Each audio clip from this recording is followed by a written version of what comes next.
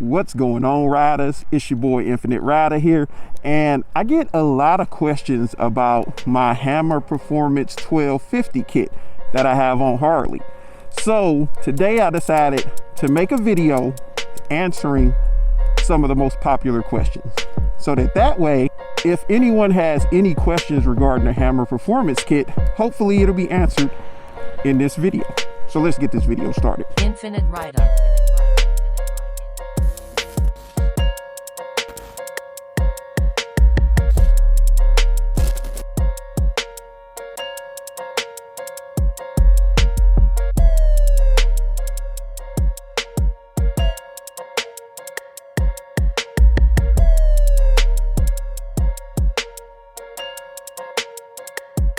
Infinit Ryda. All right, let's get this girl cranked up. This 1250. Oh wee, that's the most amazing sound in the world, wouldn't you agree? I don't want to go out that way. Might not be a good idea. All right, we're gonna take a little spin. A little spin.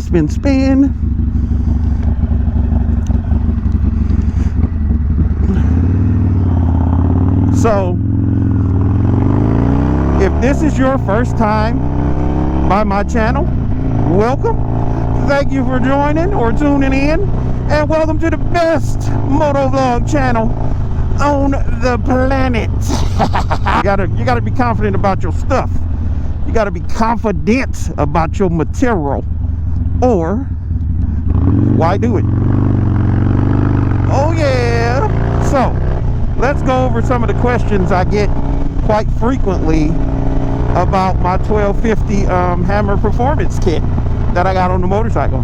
So a few questions I get is, was it worth the upgrade? And if you could see the smile on my helmet right now, you would be like, yep, yeah, I can tell it's worth it. Because again, remember, Harley here used to be, well, this may be your first time by the channel, so I can't say remember. So Harley here is a 2007 Harley-Davidson Sportster, and she used to be an 883. Now she's a 1250, which is bigger than the 1200 that you could actually purchase stock. Now with that being said, that 883 has a much more aggressive gearing than the 1200 Harley-Davidson Sportster. So since it already is geared quite aggressively, when you put a 1250 in this thing, oh my god, that's all I gotta say. So yes, if you're considering upgrading your 883 or your 1200 to a 1250 or a 1275 from Hammer Performance, I would say go for it. Another question I get asked a lot is, was the install difficult or is it a hard install? And that's a question I can't necessarily answer on behalf of myself because I didn't have the time to install the kit myself. But I did watch the process and I saw a lot of it being installed. And if I had the time to do it, honestly, I could have done it myself. It's not an extremely difficult task. You will need a few specialty tools, but all in all, it's a take off, put back on type of deal. It's not that difficult. Now, one thing you have to do is make sure you order the right kit for your bike, because there's so many different ones from the different years. And I know Put Miles on it, he ended up ordering a kit that was a little bit off, so when he went to bolt his down, it didn't fit right. But that's because he ended up ordering something wrong on the kit. I can't remember offhand, but as long as you order the right kit, I feel like if you have any type of mechanical skills, you can go ahead and do this conversion yourself. Another question I get asked a lot is, what tuner did I use and how did I go about getting my motorcycle tuned? Now, Hammer Performance on their website has the tuner that they suggest using for their kit, which I would say get the suggested tuner, which I'll throw up here on the screen real quick for you. If you can get that tuner, definitely get that tuner, because it'll make it a whole lot easier for you when it's time to install your kit.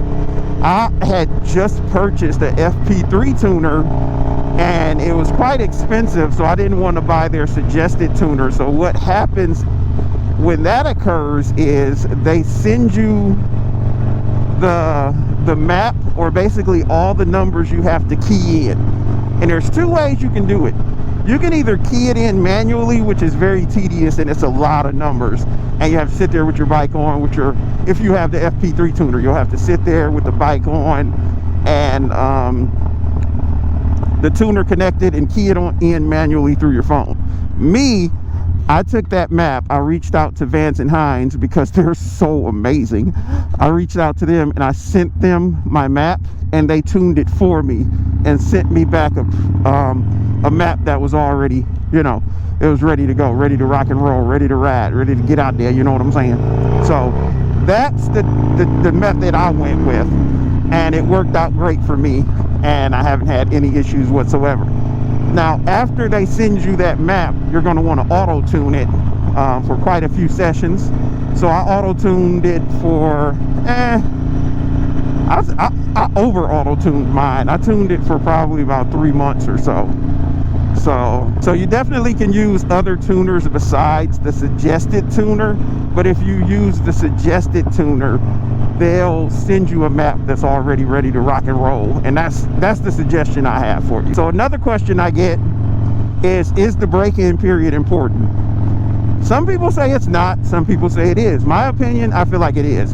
If you're going to spend that kind of money on upgrading your engine, you might as well just do the manufacturer's break-in period. It's reasons they tell you to do these things, and I did the full break-in period to the T, and I haven't had any issues whatsoever out of it, knock on wood. So, you know, I'm very happy with the Hammer Performance kit, and I'm glad I did do my full break-in period. Another question I get is, would I recommend the Hammer Performance 1250 kit over the Screaming Eagle conversion kit? And with that, I can't give an honest answer because I don't have experience with the Screaming Eagle kit, but I do have experience with the Hammer Performance kit, and I will say that the Hammer Performance kit is an amazing kit. It's definitely going to give you the power you're looking for. It's going to completely transform your motorcycle, and I would say if I had to choose again between the two, if I went with the Screaming Eagle or the Hammer Performance, and I mean the mechanics and everything, of course they had their opinions. They felt like I should have got the Screaming Eagle, but I'd get the Hammer Performance again, honestly. Why would I get the Hammer Performance again? Because I feel like it's better options. I could get a 1250 or a 1275. I'm not sure. The Screaming Eagle may come in a 1250, but I haven't looked into it, but I know it comes in a 1200. And you know, why not get that extra 50 cc's? And it's a extremely excellent product. Look at that sky. So what changes have I noticed since I put this kit on my bike? My fun factor is through the roof. Come on, Zachy. What you got, Zachy? What you got, boy? Where you at? Oh God, I had to. Woo!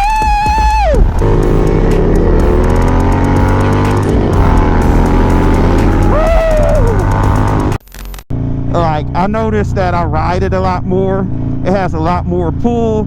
It does a way better on the highway, and this is one torquey beast now.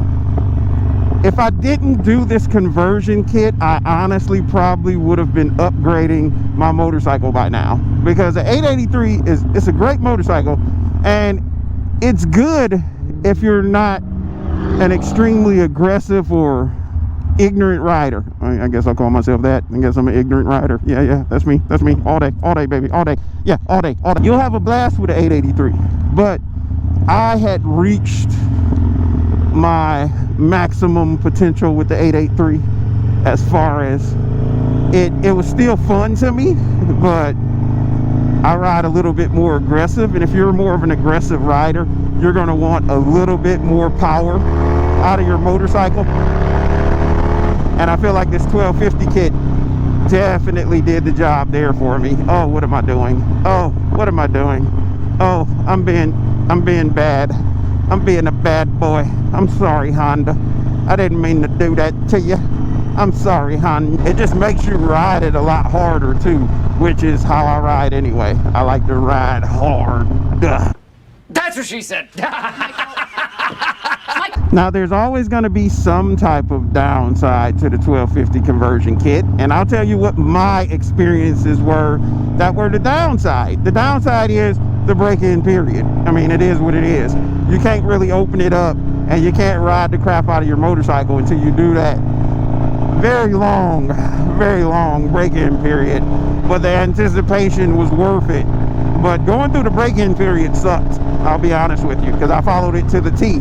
So it kind of sucked. Also, my FP3 tuner was acting funky at times when it came to doing the auto tune, but I figured that out and worked through it.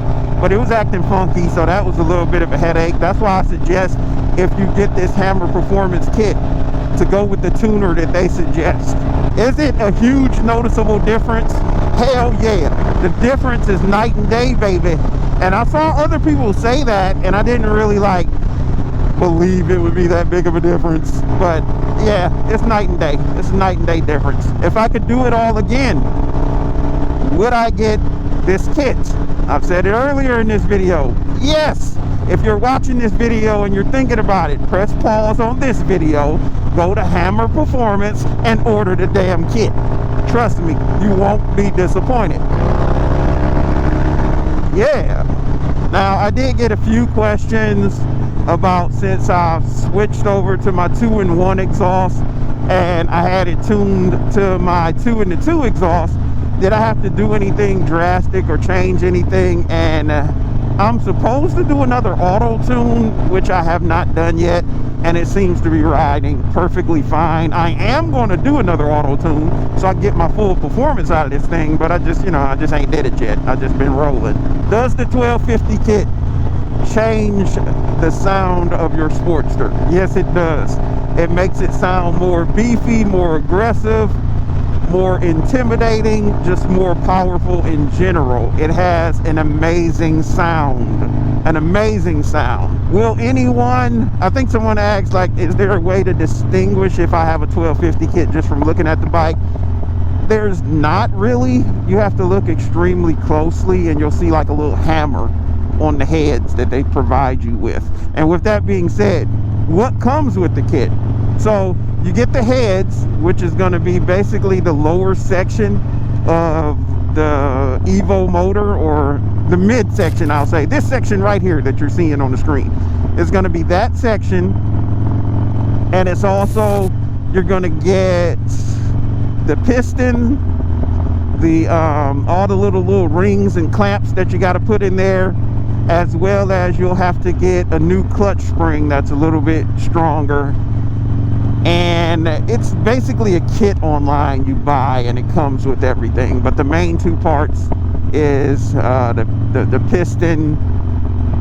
piston rings and the actual head. Do I feel like the 1250 can outperform some of the larger V-twins and the big twins, you want to say, whatever they call the big twins and the Milwaukee 8s and all that good stuff? And the answer to that is no way. It's not going to outperform those motors, because it's a bigger motor with a 6th gear. So of course in the long run it's going to take you out. But off the line, I feel like the 1250 would take out some of those Milwaukee 8s or those big V-twin motors, because it's a lot more torque in the low end, in my opinion. It's extremely torquey in the low end. I've also received the question of, if you have a Sportster already, is it better to upgrade to the 1250 kit or to just upgrade to a new soft tail motorcycle? And when it comes to that, that's basically a decision you're going to have to decide on. What is the reason you want to upgrade to a soft tail? Are you no longer happy with your Sportster? Is your Sportster not that comfortable? Because the soft tails are going to be a more comfortable ride, and definitely larger. But are you in a really populated city with a ton of traffic? Do you want a larger motorcycle? You know, those are things you're going to have to ask yourself. Or is your Sportster paid off and all you're doing is upgrading the engine? That's going to be a little bit more cost effective than getting a whole new motorcycle and possibly another motorcycle note. So those are things you got to think about when you're looking to upgrade the motor versus upgrade the entire motorcycle. And another thing you want to think about, especially nowadays, is that Sportster gonna be like kind of almost like a collectible, because they may eliminate the Evo motor at some point, and I feel like the Sportster is one of the most classic Harley Davidsons that's been around for the longest amount of time. So you may want to keep that Sportster and just upgrade anyway into a Softail if you have the means to do so. Have I gotten bored with my 1250 kit since it's been on here? I'll let you answer that yourself. Hold on. That's not even full throttle. It was nowhere near full throttle. I think I turned that shit like a quarter of a turn. So yeah, no, I have not gotten bored with this 1250. And there's still other little things you can do to add more performance to it. If you want to do like the top heads, you can do that. And then you can do some valve adjustments to get even more performance out of it. You know, there's just endless options when it comes to the 1250 performance kit. So with that being said, I am going to check y'all out in that video right there. Make sure you stay safe. Be blessed, people. I hope I answered all your questions. And get out there on two wheels. Love y'all, your boy. Oh, shit.